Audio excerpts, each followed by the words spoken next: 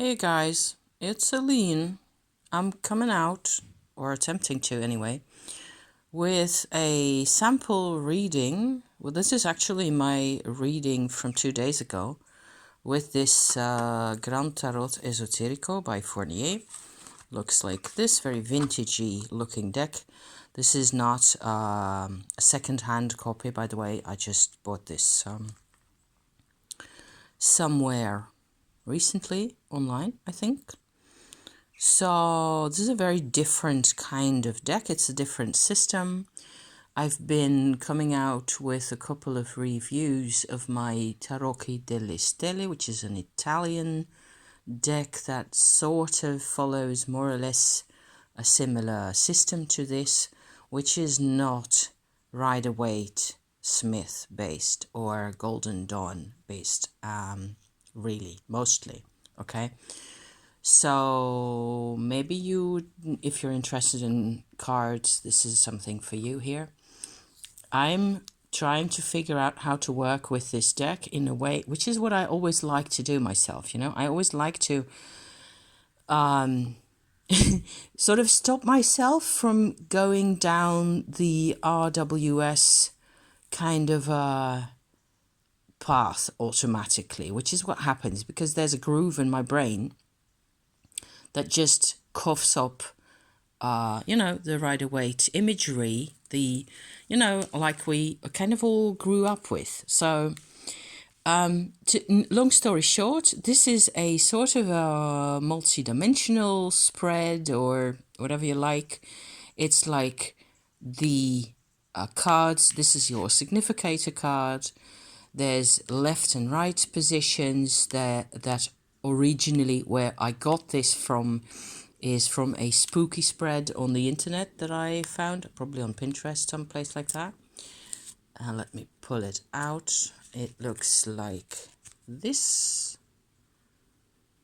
Okay, so there's you in this moment. And the two cards, so this one would be what you need to get free from the spider web. 3 and 4, your powers to rise up. The 5, the guiding light. And the 6 and 7 underneath here, what your ancestors want you to know. That's the original thing. This lives in my phone. It's quite battered because it gets quite a bit of, or it has had quite a bit of, workroom there. So it comes along and I just use that the whole time. I've sort of turned this into more like a surrounding you directly kind of an atmosphere. Your ancestor positions would become then like a underworld kind of dimension, so unconscious or hidden dimensions to the situation that you're in. And the top cards are like guiding positions, whatever you like, really. I mean, I'm not really all that bothered about the precise positions here.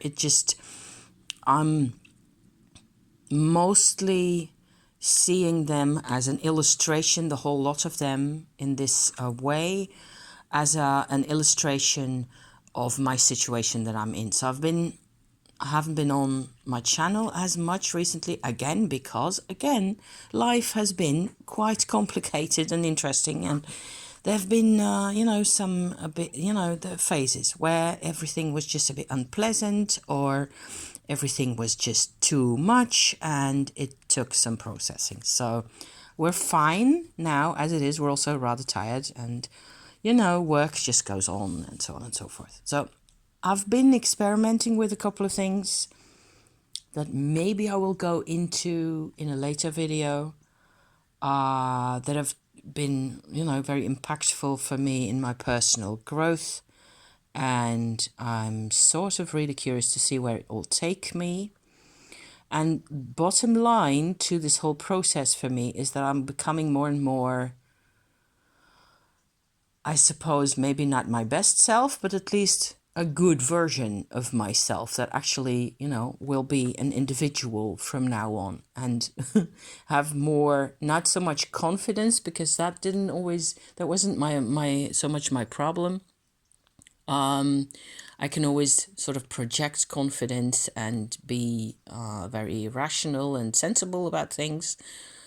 However, there's underneath all that, there's, like for many other people, there's a lot of trauma. And some of it has brought me to disassociate a lot and be depersonalized, basically. And that is actually coming to an end now. And it's a lot of work. And it has just, I can't even tell you. So these were my cards, okay? Long story short, that was my intro. These were my cards last Thursday. Today's Saturday, the 21st of September. Tomorrow's equinox. And I pulled out my spread because on Thursday, I didn't have time to write it all out. So that's what I tend to do now when I get ideas about actually diving into my cards again. And I do that a lot. I'm a Mercury retrograde. So I will come back to the same spread several times, maybe, depending on how much I can do with this.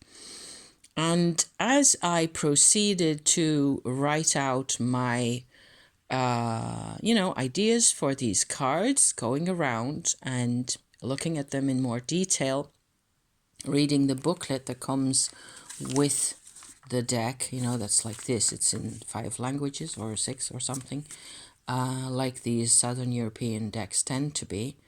So necessarily each of the cards gets only like a line and a half or so per per position or whatever. It's really not that much information. And it turns out that I'm sort of slowly figuring out what I want to do with them. I am also a bit more capable than I expected to understand the pictures, which was the whole idea to begin with. You're supposed to be able to read this, I think, without actually referring back to text the whole time. Otherwise, you might just as well read the book and, I don't know, pick numbers and read what it says from the number. You wouldn't need the images at all. The images are here because they give you a different kind of information. And you can, think about that. So I'm going to pull my book over to the side a bit, put that aside. And what I noticed, okay, is that I can actually work with this if I just give myself half a chance. First thing that I have found to be rather different is that the cup suit, these 3 here, they aren't water element. The whole cup suit isn't water, it's air, hence the butterflies, okay? So whatever that may mean to us, I don't think it's necessarily always the swords are water. Okay, so I pulled out a couple of swords cards to compare. There's the 9 of Swords, because I was confused how to interpret this. This is actually, the 9 of Cups is still a personal success and victory card. 9 of Air, right? And this is 9 of Water in this system. And it says in the little booklet, kind of more or less the meanings that we associate with the RWS 9 of Swords card, about worry and worry about a loved person and things like that. I think these cards actually suggest more and different things, and that's what I'm kind of getting at here.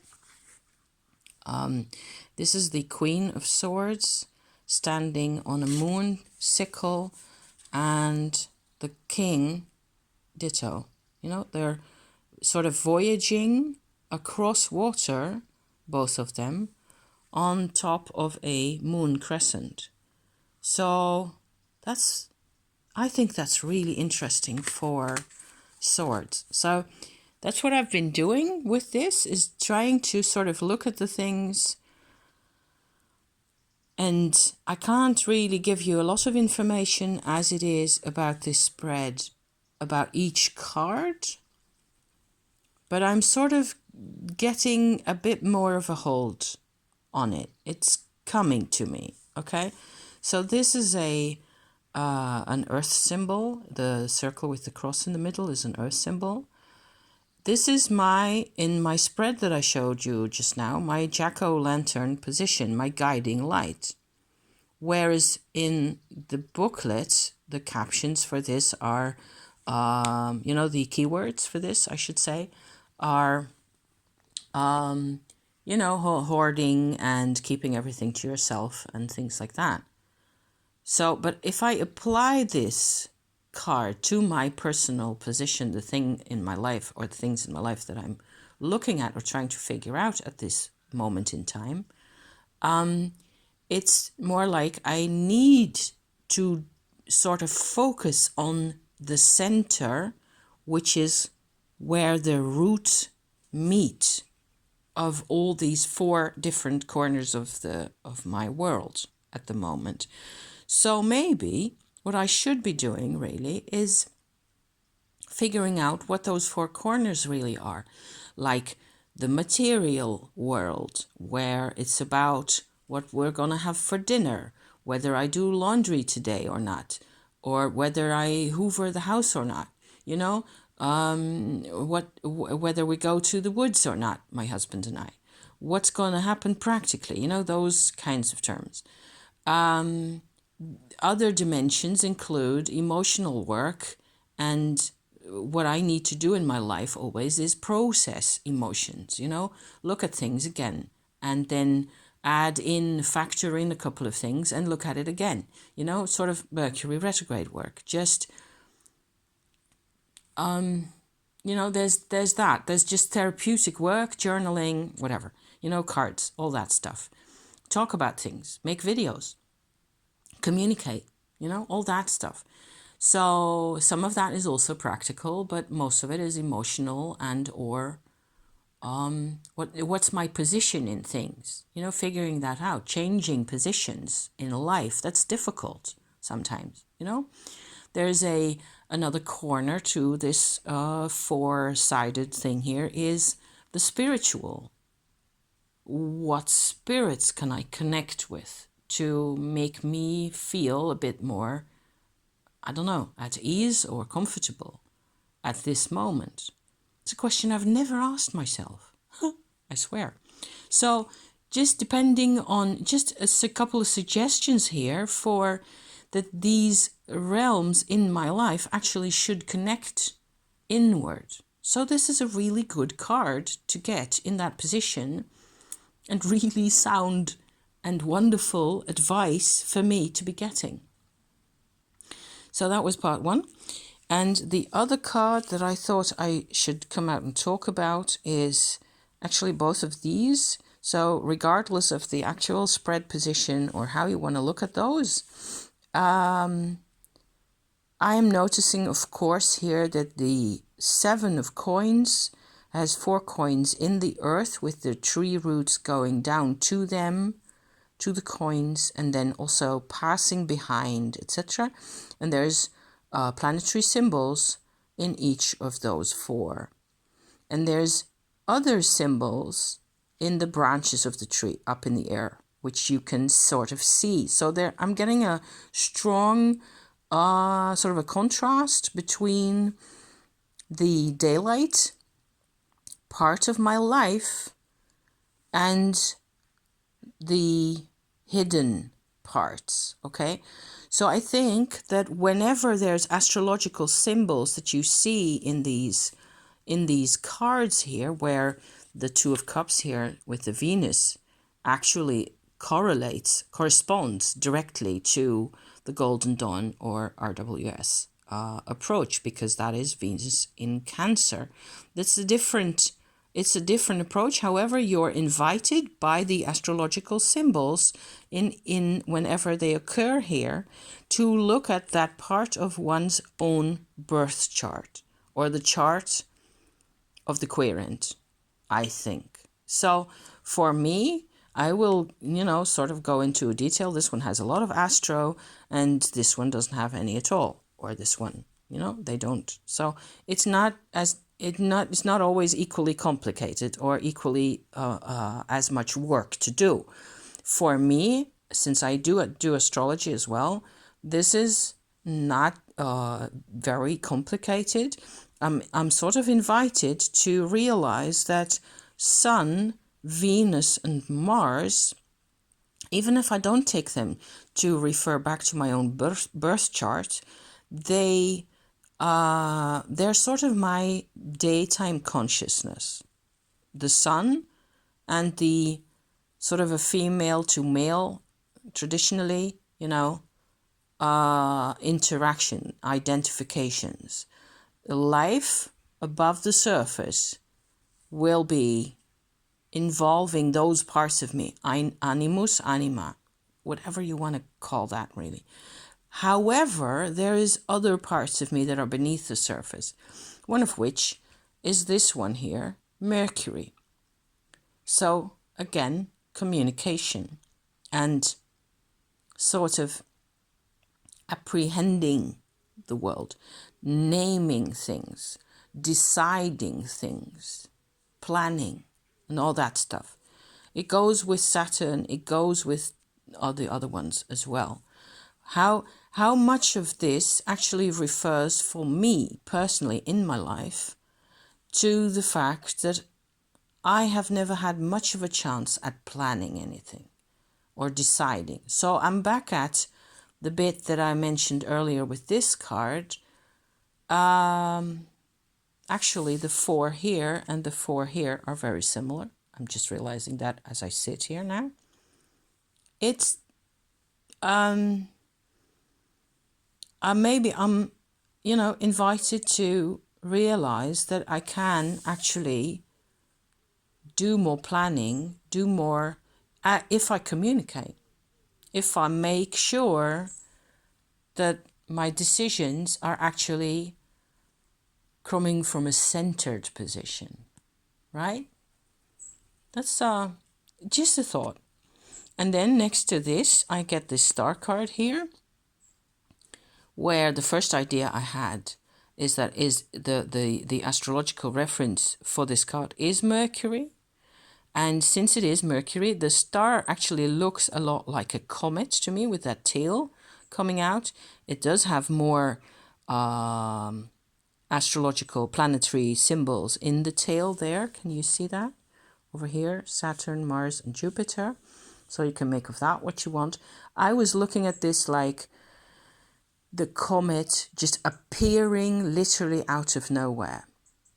So what this gives me now is that if I do that right, and if I get this sort of figured out for myself, then it will sort of alchemically all come together in my life, because that does tend to happen. Now that I'm talking about this, I know that that is the case, where I get sudden ideas. Inspiration comes again. Ideas come again out of absolutely nowhere. So I have to structure my life. I have to decide. I have to let the things meet in the middle, which whatever that means, meditate or whatever, sit with it. And then there's new ideas will come eventually, and or maybe really quite quickly, because that does happen. So there's like this whole set of 3 here is one side of the spread, and then the cups and probably this judgment card here, or not judgment, what am I saying? Justice card here. He's like waiting to see what I will say, right? That's kind of scary. So there's more. Just as an idea of how I've been looking at this. And the symbols, the butterflies and the egg here, and the flowers, they're all really, really simple, very positive blessings, actually. you know, blessing symbols. And I do feel really blessed. But there's a huge contrast for me between that blessing and all these, you know, aspects to that, and how fortunate I really am, and how I'm also, you know, approaching the end really of a very long, I think, trail of adventures. And it's like each of those cups, or each of those swords, if you like, stands for a whole different adventure. It has been really confusing. The whole of this past couple of years has been intensely confusing. And the 2 and the 3 of cups, they're essential in my life. And I've never really looked at that side of my life as, you know, longer term and having to do with my personality, really. Maybe that's why the justice is sitting there. So who's the child? Who's doing the... How eager am I to still, you know, threaten myself? Which is a kind of a scary thought, because that's definitely something that happens. I tend to not be too gentle on myself, you know? Yeah. So, just a couple of ideas. I hope you like my approach here. I hope this makes sense somehow. And I had pulled out the 9 of Swords, like I said, and it had the 10 of Coins next to it and the Queen of Swords, like so. So that's one thing that I tend to do, is you have shuffled and you've done your spread or whatever else, and then if there's a card that just sort of pulls in your attention, you can always try, that isn't in your spread, you can always go through the deck and see what's on either side of that and see what that does for you. So I'm getting again from the 2 of these a sense of where I have spent a whole lot of time in my life suppressing emotions, and especially regret and sorrow that have been, you know, just put into a box in the attic and forgotten. And when I was 16 years old, or 26 or 36 for that matter, I had no time and no space for that. And so, yeah, so these cards, this one actually didn't come out that much. That was just as an example, comparable to this one. I always feel that the Queen of Swords definitely, you know, prepared and in change, in a state of movement, with the wind in her hair and in her cape like that. Definitely going places. And the 10 of Coins, maybe that is the past now for me, where everything is in equilibrium and the center is really empty, because it's waiting for me to make a new start, make a new identify with different things now. So maybe that's an encouraging thought. I don't know. I like encouraging thoughts. I'm always going for those. And just a little bit of a sample impression of how I'm trying to work with these cards without falling into the RWS pathway in my brain immediately. And there's a lot more that could be said. These cards are deceptively simple, and they're clever. And you have to go and sit and work with them. And just do the work, do the legwork, you know? And then it starts to come out at you, and you can actually connect with them really well. So I'm going to do a bit more because I like it.